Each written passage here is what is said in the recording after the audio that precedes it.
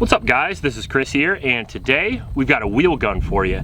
Today we're going to be shooting the 357 Magnum Smith & Wesson 686 Plus. Now I'm pretty excited about this. Smith sent this over for us to shoot, and this is one of my favorite revolvers of all time, the 686. So when I heard that they had the Plus, which means you get an extra round in the cylinder, instead of 6 you get 7 rounds of 357 Magnum, I was pretty excited.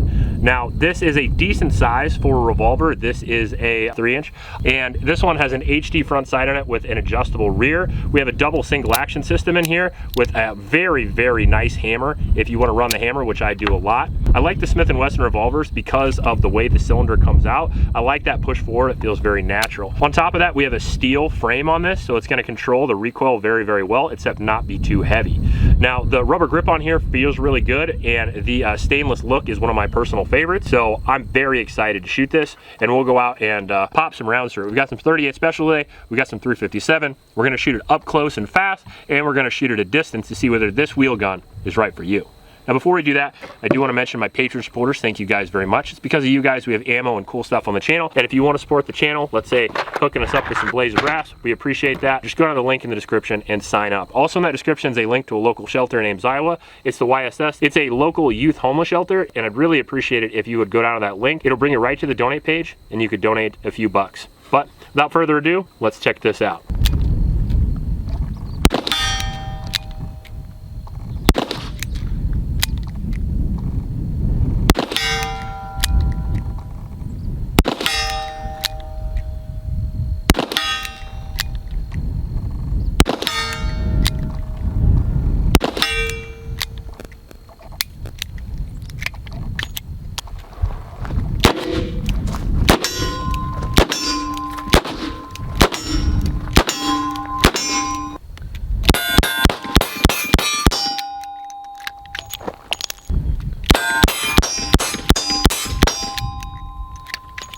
You said revolvers are slow.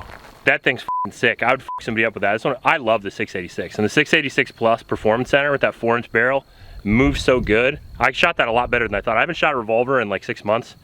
Whew, I like that thing. Revolver grip, I'm gonna show Bubba. Usually on a semi-automatic rifle, you wanna go thumbs over, pointed toward the target. However, with a revolver, bang bang stuff happens here and it can burn your hand. So what happens is you come over like this, and you actually grab your thumb and pull your thumbs down like that out of the way, and you take your palm like that and you push in as hard as you can, try to offset that. But a revolver is always going to be more right-handed dominant than left because you have no space.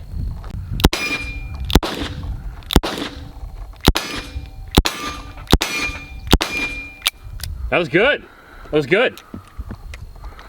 Man, don't get me wrong. When you eject a revolver, a lot of times people do it a couple different ways, but when you open it up, open like this, slam really hard with your finger, like slam. That way it shoots them all out. A lot of people dump them over and hit them like this, but I got man thumb, so I don't have to do that. No, I get it. I'm sure it's really easy to orientate a right-handed gun. Yeah, no shit, but you can do it.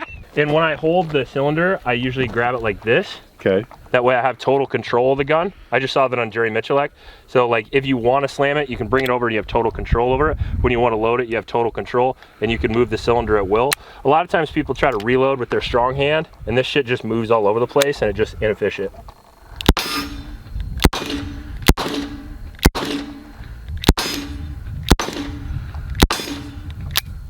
I see what you mean about taking it up first. Yeah. Because like when I'm trying to pull all the way through, I'm just forcing it. So I was just gonna tell you, every one that you're missing low. Yeah. And the reason why you're missing low is because you don't have a lot of support hand on the gun to control the trigger, which is what a lot of times we do on a semi-auto.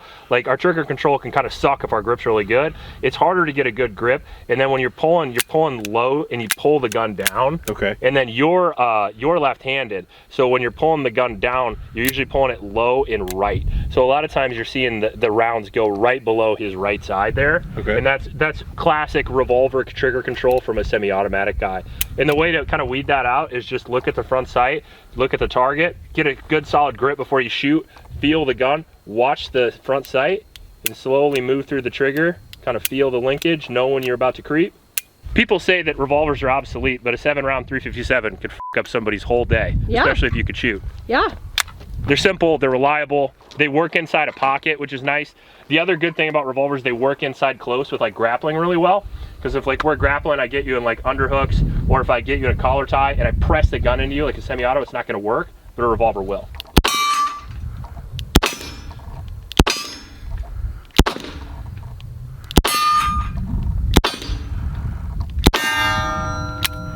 That was good. That was so really good. Way to go. Working on it. Just working on it. That's all you can do. This is a little tip for revolver accuracy if you have a double single action. It might slow you up a little bit, but if you want that one perfect shot, which in a lot of cases you want, this might help you. So with a double action revolver, it's a very long double action pull, and it takes a lot of practice to be able to hit at a distance with a double action revolver, right? Now, a good way to counter that is to actually use your left hand and lock it in a single action revolver. A lot of people try to come up over the gun off fire control. I would actually recommend you actually use your left hand, which isn't doing as much on a revolver, sweep that hammer back, and it gives you a really short single action pull that's a lot easier to hit than the double action. But I'd know both.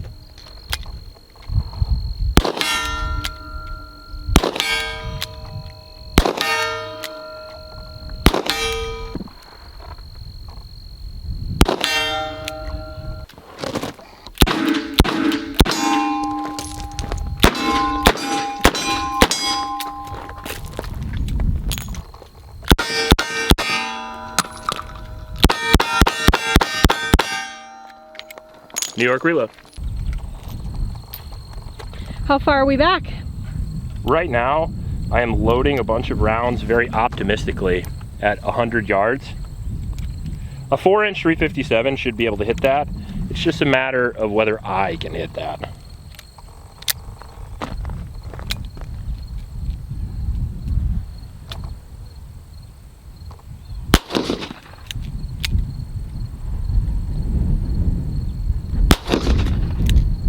Going right?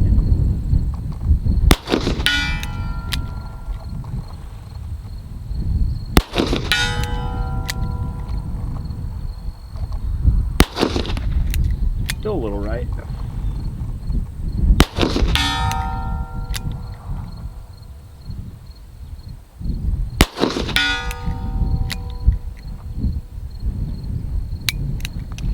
Did he shoot 6 or did he shoot 7?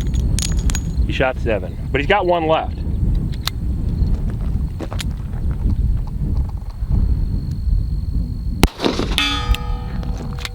I'll take that. This is Bubba's first time shooting a revolver at 100. Difficult shot. No one can make fun of you for this shit. No. Like, you don't shoot revolvers at all, and I'm like, here, why don't you try a 4-inch 357 Magnum at 100 yards? Close. Low left, or low right, I mean.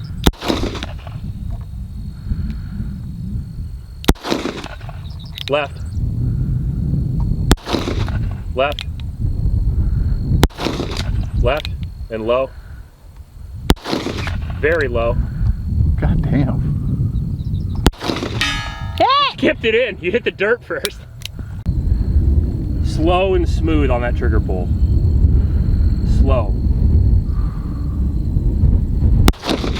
That's it. Right there. Really close off the left edge. Off the right edge, very slow. Off the left edge. I don't know. Hit. Left edge. Oh. Nice job. Hey. 2 hits, well done. You can see around it, so when you're aiming up, like it covers the target completely, and you have to like superimpose it with your brain. For sure. Yeah, that's for sure. So one thing I forgot to mention is you're shooting at distance with like revolvers or any iron-sighted guns. You can do 2 things. One, you can cant the gun, or you can just remember where the target was and you just superimpose the sight. And with this, the front sight's so big, the front sight's about the size of that target from here. Yeah, for sure. So it's difficult to get a sight picture. Okay.